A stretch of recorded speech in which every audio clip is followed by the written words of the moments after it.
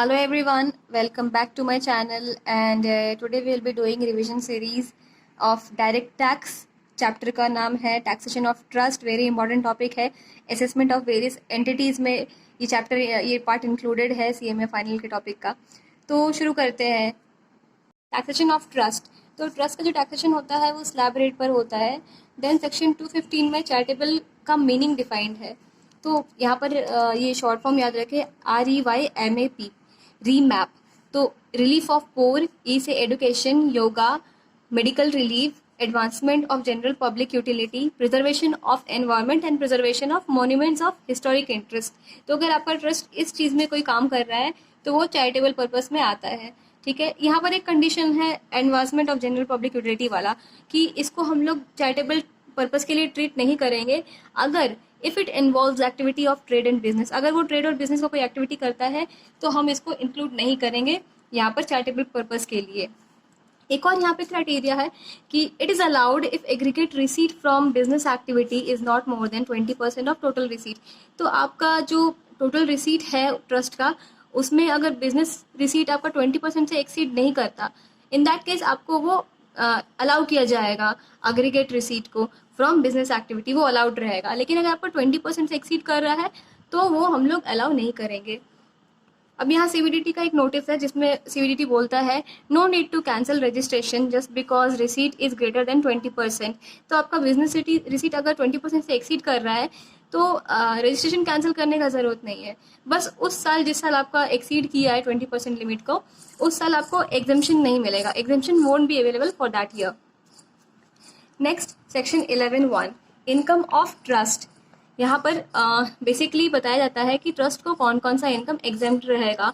तो यहाँ पर ट्रस्ट को सबसे पहले कॉर्पस डोनेशन जो है वो एग्जेम्प्ट हो जाएगा. देन स्टैंडर्ड डिडक्शन 15% एकदम छूट मिलेगा. 15% ऑफ ग्रॉस इनकम एग्जेम्प्ट रहेगा. बाकी जो 85% बच रहा है इनकम, उसमें से जितना आप अप्लाई कर रहे हैं वो आपको एग्जेम्प्ट कर दिया जाएगा. Also corpus donation is exempt if it is deposited in safe investment. तो सीडी आपको तभी अलाउ किया जाएगा, एग्जेम्प्ट किया जाएगा, अगर आप उसको डिपॉजिट कर रहे हैं सेफ इन्वेस्टमेंट मोड में. देन यहाँ पर अप्लाइड का मीनिंग क्या होता है. यहाँ पर इनकम अप्लाइड आपको एग्जेम्प्ट कर रहा है ना, तो ये अप्लाइड कब माना जाएगा. अगर आप कोई कैपिटल या रेवेन्यू एक्सपेंस कर रहे हैं या फिर डोनेशन कर रहे हैं to other trust registered under section 12AA या फिर 12AB. Then repayment of loan which was use to acquire capital asset. In this cases आपको वो अप्लाइड माना जाएगा. सब इंपॉर्टेंट पॉइंट्स. पहला पॉइंट है depreciation will not be allowed because cost of asset is taken as applied. तो cost of asset जो है वो आपका अप्लाइड ले लिया जाता है, इसीलिए डिप्रिसिएशन यहाँ पर अलाउ नहीं किया जाएगा. Then point 2, amount applied out of corpus donation shall not be treated as applied in the current year. तो अगर आप किसी साल में ट्रस्ट जो है वो कॉर्पस फंड से आपका कोई अमाउंट को अप्लाई करता है तो उसको हम लोग अप्लाइड नहीं ट्रीट करेंगे इन दैट करेंट ईयर. जिस साल आप उसको कॉर्पस डोनेशन से निकाल रहे हैं उस साल आपका अप्लाइड में नहीं आएगा. लेकिन जब वो अमाउंट आप वापस कॉर्पस डोनेशन में एड बैक करेंगे उस साल आपको वो अप्लाई माना जाएगा. तो इसका कंसेप्ट यही है कि अगर आप सीडी, ये कॉर्पस फंड है, यहाँ से कुछ पैसा आप निकाल ले रहे हैं for any expenses, to meet any expenses, आप उसको निकाल रहे हैं, तो उस साल जिस साल आप निकाल रहे हैं ना, इन दैट करेंट ईयर आपको वो एग्जेम्प्ट नहीं मिलेगा, वो अलाउ नहीं किया जाएगा as applied.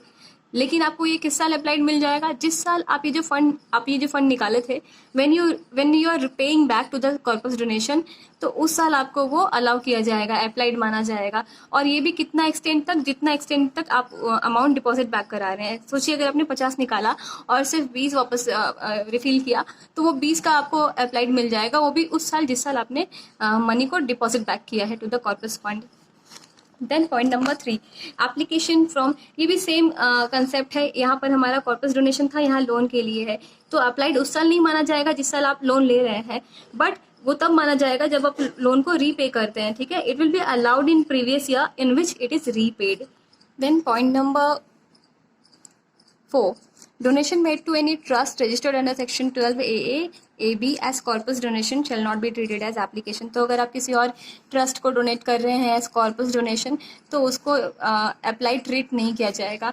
Then point number 5, expense incurred. जहाँ पर ट्रस्ट का कोई एक्सपेंस इनकर किया जा रहा है और वहाँ पर TDS डिडक्टेबल था, डिडक्ट करना था, but it is not deducted, in that case 30% of the sum paid would not be treated as apply. तो जितना सम आप पे कर रहे हैं उसका 30% आप अप्लाई नहीं मानेंगे। और ये कब अप्लाई माना जाएगा, जब आप डिडक्ट कर रहे हैं एंड पे कर रहे हैं। तो डिडक्ट और पे दोनों करना पड़ेगा, तब जाके आपको ये अप्लाई लिया जाएगा। अगर आप डिडक्ट करते हैं और पे नहीं कर रहे हैं तब भी आप इसको अप्लाइड नहीं ले सकते। आपको डिडक्ट एंड पे दोनों करना पड़ेगा, तब जाके आप उसका अप्लाइड ले सकते हैं। देन पॉइंट नंबर 6, एक्सपेंसेस जो है, payment in excess of ₹10,000 otherwise in cheque, bank draft, ECS is not treated as applied. तो आपका जो पेमेंट है वो कैश में नहीं होना चाहिए। सिंपली इसका मतलब यही है, अगर 10,000 को एक्सीड कर रहा है तो उसको आप अप्लाइड नहीं ले सकते। Then we have point number 7, excess application shall not be allowed to carry forward and set off। तो मतलब यहाँ पर हमारा जो भी एक्सपेंसेस है, मतलब आप लॉस को कैरी फॉरवर्ड और सेट ऑफ नहीं कर सकते। एक्सेस एप्लीकेशन जो है आपका, वो आपको अलाउ नहीं किया जाएगा to be carry forward and set of.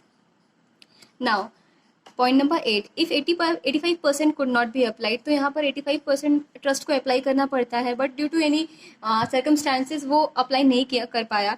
तो क्या करना पड़ेगा, if whole or part of the income not received.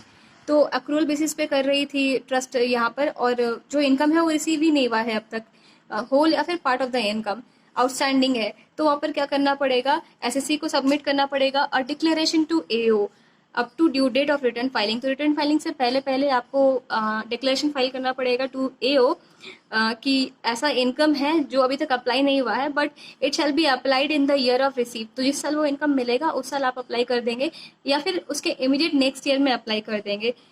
तो क्या होगा, then such amount shall be treated as deem to be applied in the current year. तो ऐसा मान लिया जाएगा कि आप इस साल वो इनकम को आप अप्लाई कर चुके हैं। देन जिस साल आपको वो इनकम मिलेगा तो क्या फिर से उस साल आपको अप्लाइड दिया जाएगा? नहीं, क्योंकि आप पहले ही उसको अप्लाइड ले चुके हैं ना। तो जिस साल वो इनकम आपको रिसीव हो रहा है उस साल वो अप्लाइड नहीं माना जाएगा। Then part B, for any other reason. तो due to some other reason आप अप्लाई नहीं कर पाए, इन दैट केस ऑल्सो आपको एक डिक्लेरेशन सबमिट करना पड़ेगा AO को अप टू ड्यू डेट, मतलब ड्यू डेट के पहले रिटर्न फाइलिंग का आपको सबमिट करना पड़ेगा that such income shall be applied in the next year. तो बोलना पड़ेगा इस साल तो अप्लाई नहीं कर पाए, but next year we will apply that income. In that case वो आपको डीम टू बी अप्लाई माना जाएगा। If not applied next year तो सेम एज अबव, अगर आप अप्लाई नहीं कर रहे हैं नेक्स्ट ईयर तो वो आपका इनकम बन जाएगा। सेक्शन 11(2), एग्जाम्पशन और if income accumulated for specified purpose के लिए अगर आपका कोई इनकम एक्यूमुलेट कर रहे हैं तो आपको एग्जाम्पशन मिल जाएगा। Where 85% of income not applied and set apart. तो आपका जो 85% इनकम था उसमें से कुछ अमाउंट आप अप्लाई नहीं कर रहे हैं और सेट अपार्ट कर रहे हैं ड्यू टू सम, उसको आपको कोई स्पेसिफाइड पर्पस में यूज करना है, तो it won't be included in income if. तो वो एग्जाम तभी होगा अगर आप एक स्टेटमेंट फर्निश कर रहे हैं to AO stating the purpose and period. तो आपको AO को एक स्टेटमेंट फर्निश करना पड़ेगा, वहाँ पे आपको बताना पड़ेगा कि आपका पर्पस क्या है और आप कितने साल के लिए उसको सेट अपार्ट करके रख रहे हैं। मैक्सिमम आप 5 ईयर्स तक ही उसको सेट अपार्ट करके रख सकते हैं, और ये 5 ईयर्स का जो पीरियड है वो नेक्स्ट ईयर से काउंट होगा।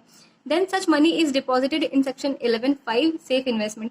तो वो मनी को आपको सेफ इन्वेस्टमेंट में डिपॉजिट करवाना पड़ेगा। And such money should not be donated to other trust. तो अगर आप किसी और ट्रस्ट को डोनेट कर दे रहे हैं तो आपको एग्जम्पशन नहीं मिल जाएगा, वो आपका इनकम बन जाएगा। तो ये 3 कंडीशन अगर आप सेटिस्फाई करते हैं तब जाके आपको यहाँ पर एग्जम्पशन मिलता है एक्यूमुलेटेड इनकम पर। ये था section 11(2). Now section 11(3), exemption withdrawn. तो आपका एग्जम्पशन विदड्रॉ कर लिया जाएगा if it is applied for other purpose. अगर आपको जो पर्पस बताए थे आप उस पर्पस के लिए यूज नहीं करते हैं, किसी और काम के लिए यूटिलाइज कर लेते हैं, तो वो आपका एग्जम्पशन विदड्रॉ कर लिया जाएगा। Ceases to remain invested in section 11(5), वो आपका सेफ इन्वेस्टमेंट मोड में अब आप उसको वहाँ से निकाल दे रहे हैं, it is ceases to remain invested, तो वो टैक्सेबल कर दिया जाएगा in the year in which it ceases. तो जिस साल आप वहाँ से निकाल रहे हैं उस साल आपका वो टैक्सेबल हो जाएगा। Is not utilize within specified time. तो टाइम पीरियड जो गिवन है उस स्पेसिफाइड टाइम पीरियड पे आप उसको यूटिलाइज नहीं कर रहे हैं तो टैक्सेबल हो जाएगा फ्रॉम द नेक्स्ट ईयर। जिस साल आपका एक्सपायर हो रहा है टाइम पीरियड उसके अगले साल वो टैक्सेबल हो जाएगा। Then fourth condition, donated to any other trust. तो यहीं पे बोल दिया था कि आपको डोनेट नहीं करना है, तो अगर आप वो किसी अदर ट्रस्ट को डोनेट करते हैं तो वो टैक्सेबल हो जाएगा in the year in which it is donated. Then we have section 13(9), exemption under section 11(2) not available. तो ये यहाँ पर ये बोलता है कि 11(2) के अंदर आपको एग्जाम्पशन नहीं मिलेगा। कब कब इस जो सेक्शन में हमारा एग्जाम्पशन है ये कब आपको नहीं मिलेगा? 2 कंडीशन है, if statement to AO not filed within due date of return filing and return of income not filed up to due date. तो इन दो केसेस में आपको एग्जेम्पशन नहीं मिलेगा, या तो आप स्टेटमेंट फाइल नहीं करते हैं विद इन ड्यू डेट, या फिर आप रिटर्न ऑफ इनकम भी नहीं फाइल कर रहे हैं within the due date. Next we have section 11(4) and 4A business income of trust. तो अगर ट्रस्ट का कोई बिजनेस इनकम है और that is incidental to the main objective of trust, in that case उसको एग्जेम्पशन अलाउ किया जाएगा under section 11(1) and 11(2). लेकिन कंडीशन है कि separate books of accounts are to be maintain of that business. तो separate books of account maintain करना पड़ेगा, और अगर एओ फाइंड कर लेता है कोई concealed income, in that case no exemption will be available. Clear है? Then we have section 12A condition for applicability of section 11 and 12. तो ये कंडीशन सेटिस्फाई करना पड़ेगा ट्रस्ट को, तब जाके एग्जेम्पशन उसको मिलेगा अंडर सेक्शन 11 एंड 12. क्या क्या यहाँ पर कंडीशन है? पहला कि ट्रस्ट को रजिस्टर्ड होना होगा अंडर सेक्शन 12AA, और अगर ट्रस्ट का इनकम जो है बिफोर एग्जेम्पशन वो बेसिक एग्जेम्पशन लिमिट को एक्सीड करता है, इन दैट केस एक ऑडिट रिपोर्ट लगेगा from auditor which should be furnished with return of income. Then we have section 13(1). यह बोलता है exemption shall not apply, exemption under section 11 shall not apply if the trust is for private religious purpose, या फिर उसका जो income है for benefit of specific caste and community के लिए है, या फिर वो जो इनकम है वो किसी स्पेसिफाइड पर्सन के बेनिफिट के लिए है. यहाँ पर ये जो स्पेसिफाइड पर्सन है ना, यहाँ पर ये डिफाइंड किया हुआ है, इसके अंदर कौन कौन आते हैं. तो ऑथर और founder of trust, person who made donation of ₹50,000 और more, where founder donor is HUF, और मेंबर ऑफ HUF क्या माने जाएंगे यहाँ पर? पर्सन, स्पेसिफाइड पर्सन माने जाएंगे. देन ट्रस्ट मैनेजर या फिर manager of trust, relative of founder, donor, member, trustee, manager, या फिर any person having any substantial interest. ठीक है. और लास्ट पॉइंट जो है एग्जेम्पशन के लिए, funds is not invested in section 11(5). In that case also उसको 11 सेक्शन के अंडर एग्जेम्पशन नहीं मिलेगा. If 13(1) is applied then tax at MMR देना पड़ेगा. ठीक है. सेक्शन 12(2) एंड 13(6) यहाँ पर बोलता है अगर कोई एजुकेशन या मेडिकल फैसिलिटी प्रोवाइड किया जा रहा है टू स्पेसिफाइड पर्सन, तो in that case exemption withdraw नहीं करेंगे उस ट्रस्ट का, लेकिन क्या करेंगे, जितना अमाउंट का एजुकेशन या मेडिकल फैसिलिटी प्रोवाइड किया जा रहा है ऐसे पर्सन को, वो हम लोग सिंपली ट्रस्ट का इनकम मान लेंगे एट FMB. बस वो इनकम मान लेंगे, और बाकी जो एग्जेम्पशन है वो विदड्रॉ नहीं करेंगे ट्रस्ट का. 11(1)A CG capital gain deem to be applied. तो अगर कोई कैपिटल गेन हो रहा है ट्रस्ट का, तो उसको हम लोग डीम टू बी अप्लाई मान लेंगे. यहाँ पर अगर कोई कैपिटल एसेट है ट्रांसफर कर रहा है ट्रस्ट, एंड उससे जो नेट कंसिडरेशन मिल रहा है वो यूटिलाइज कर रहा है for acquisition of another capital asset, in that case वो जो कैपिटल गेन हो रहा है वो एग्जेम्प्ट होगा, उसको डीम टू बी अप्लाई मानेंगे. तो यहाँ पर दो कंडीशन है. पहला है कि जो नेट सेल कंसिडरेशन है वो फुल्ली यूटिलाइज कर रहे हैं तो पूरा ही एग्जेम्प्ट होगा. अगर पार्टली यूटिलाइज हो रहा है तो कितना अमाउंट एग्जेम्प्ट होगा? Cost of new asset minus cost of old asset. तो वो जो हमारा डिफरेंस आएगा वो हमारा एग्जेम्प्ट हो जाएगा.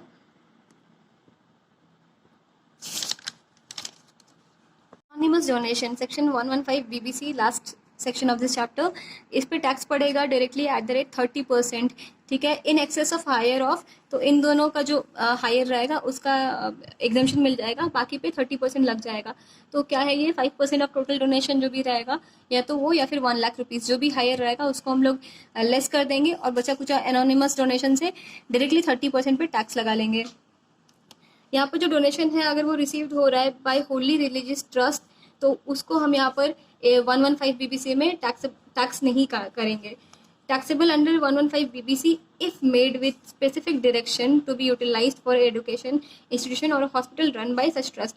तो अगर रिलीजियस ट्रस्ट है लेकिन वो डोनेशन जो है वो स्पेसिफिकली बोल दिया जा रहा है कि या तो एजुकेशन इंस्टीट्यूशन या हॉस्पिटल रन कर रहा है, उस पर यूटिलाइज करना पड़ेगा. इन दैट केस ये वाला सेक्शन अप्लाई करेगा, अदरवाइज ये सेक्शन अप्लाई नहीं करेंगे. So we have completed this yet very important chapter. So best of luck for the exam. अच्छे से रिवाइज करें. Thank you for watching the video. अगर पसंद आए तो लाइक करें, सब्सक्राइब करें एंड शेयर करें विथ योर फ्रेंड्स.